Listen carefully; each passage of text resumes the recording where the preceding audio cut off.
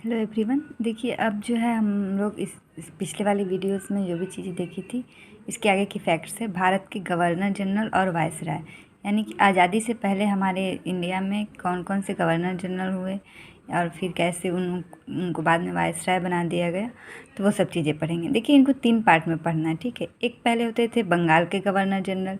जैसे हम लोगों को पता है कि अंग्रेज़ सबसे पहले बंगाल में ही अपनी शासन को स्टार्ट किए थे, तो फिर बंगाल का हो जाएगा। देन फिर वो जो होते हैं भारत के गवर्नर जनरल बन जाते हैं, ठीक है।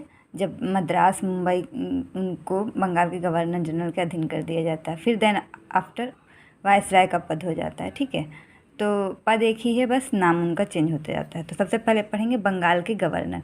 कब? 1757 से लेकर 74। जैसे कि हम लोग को पता है कि 1757 में लड़ाई हुई थी, प्लासी की लड़ाई, और 1764 में बक्सर की लड़ाई। तो सबसे पहले देखिए, ये इनका जो पहले गवर्नर होते हैं वो होते हैं रॉबर्ट क्लाइव। याद रखिएगा, ये बंगाल के गवर्नर है, ठीक है। इस टाइम तक पूरे हिंदुस्तान में एक तरह से अंग्रेज़ों का शासन नहीं था, सिर्फ बंगाल में ही अंग्रेज़ों का शासन था। और उस टाइम के बंगाल में सिर्फ अभी का बंगाल नहीं आता, बल्कि उस बांग्लादेश थे उस टाइम का, अभी का जो पश्चिम बंगाल है, बिहार है, उड़ीसा है, झारखंड है, ये सब मिलकर बंगाल हुआ करता था। अब देखिए रॉबर्ट क्लाइव के टाइम में कौन कौन सा काम हुआ था और क्या क्या हुआ था, उसके बारे में हम लोग फैक्ट्स जुटाएंगे। सन 1757 से 60 के दौरान और पुनः 1765 से 67 के दौरान बंगाल के गवर्नर जनरल रहे। यानी ये 2 टाइम रहते हैं, एक 1757 से लेकर 60 तक, फिर आते हैं 1765 तक के 1767 तक, ठीक। इसके पीछे बहुत ये 2 बार क्यों आते हैं, इसके पीछे बहुत इंटरेस्टिंग स्टोरी है। कभी आप हिस्ट्री को अच्छे से, मुझे मौका मिलेगा तो मैं वीडियो बनाऊंगी कि क्यों ये 2 बार बन गया है, ठीक है।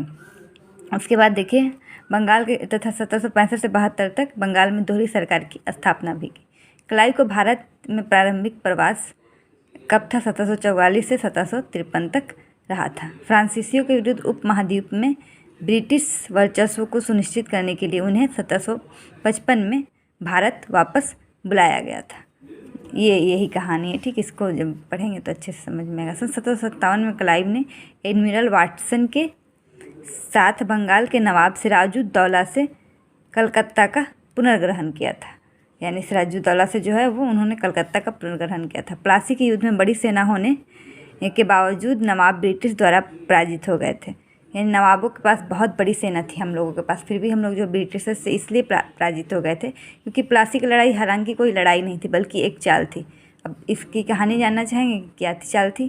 तो प्लासी की लड़ाई में जो थे मीर कासिम, याद रखिएगा सबसे इम्पोर्टेंट नाम है मीर कासिम। मीर कासिम जो था ना, वो ये जो है नवाब जो थे उनका सेनापति हुआ करते थे, ठीक है। जो सिराजुद्दौला थे नवाब, उनके सेनापति हुआ करते थे। और वो क्या किए, वो सेनापति होने के बाद अंग्रेज़ों ने उस सेनापति को ही युद्ध में मिला लिया, मीर कासिम को, और ऑर्डर दिया कि मीर कासिम आप कुछ नहीं कीजिएगा, बस युद्ध एक हो जाए नवाब के बीच और अंग्रेज़ों के बीच। तो नवाब को क्या पता था कि उसका मीर कासिम जो धोखेबाज है। युद्ध होने गया और मीर कासिम ने अपनी सेना को ऑर्डर ही नहीं दिया कि जाकर युद्ध करो, तो फिर वो कैसा युद्ध। उसके बाद नवाब अकेले पड़ गए और प्लासी की लड़ाई हो गई।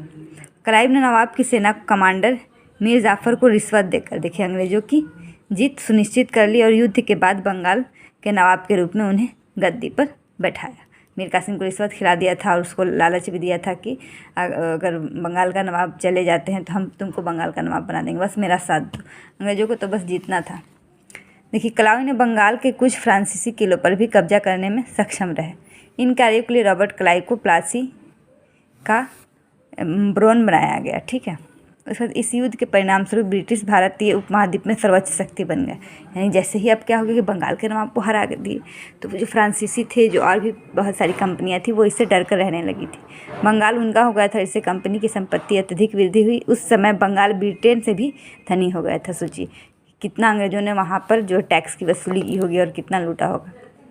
इसने भारत के अन्य हिस्सों को अंग्रेज़ों के लिए खोल दिया और अंततः भारत में ब्रिटिश राज का उदय हुआ। इस कारण से रॉबर्ट क्लाइव को भारत का विजेता के नाम से जाना जाता है। याद रखिए, रॉबर्ट क्लाइव ही था जिनको क्या कहा जाता है, भारत का विजेता। अब देखिए, उसके बाद है वंशी टाट जो आते हैं क्लाइव के बाद 1760 से 65 तक। इनके टाइम पे जो है बक्सर का युद्ध होता है 1764 में। उसके बाद कार्टियर आते हैं 1700, 1769 से 72 तक, ये इनके टाइम बंगाल का अकाल पड़ता है 1770 ईस्वी में। ये सिर्फ फैक्ट्स है, ये पूरी हिस्ट्री नहीं है, ठीक है।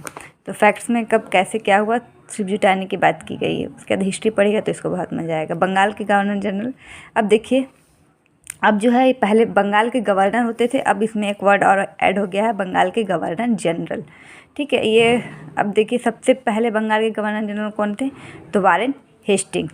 ये कब बनते हैं, 1772 से लेकर 1785 तक।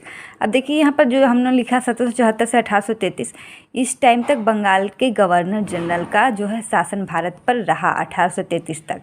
और सिर्फ बंगाल के गवर्नर का शासन कब तक रहा, तो 1757 से लेकर 74 तक, ठीक है।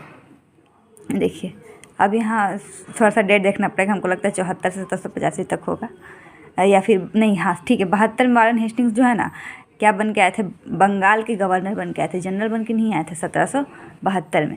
लेकिन क्या हुआ कि 1700, आपको पता है कि एक एक्ट आया था 1773 का एक्ट, और 1773 में एक एक्ट आया था, ठीक है। और उस एक्ट में लिखा गया था कि अब बंगाल का गवर्नर की जगह एक जनरल जुट जाएगा। 1774 से ये एक्ट प्रभावी हो गया, इसलिए 1774 से 1833 तक के जो टाइम पीरियड है उसको बंगाल के गवर्नर जनरल का टाइम पीरियड कहा जाता है। अब वारेन हेस्टिंग्स देखिए, ये बंगाल का पहला गवर्नर जनरल था। इसके टाइम में क्या हुआ था, देखिए, प्रथम governor general of Bengal, Bengal के दोहरी शासक को विनियमन अधिनियम 1773 द्वारा समाप्त किया। देखिए यही 1773 में एक अधिनियम आया था, उसके टाइम से बंगाल के गवर्नर को समाप्त करके बंगाल का गवर्नर जनरल कहा जाने लगा। ओके, इतना ही तक। उसके बाद के अगली फैक्ट्स अगली वीडियो में देखिएगा। Thank you.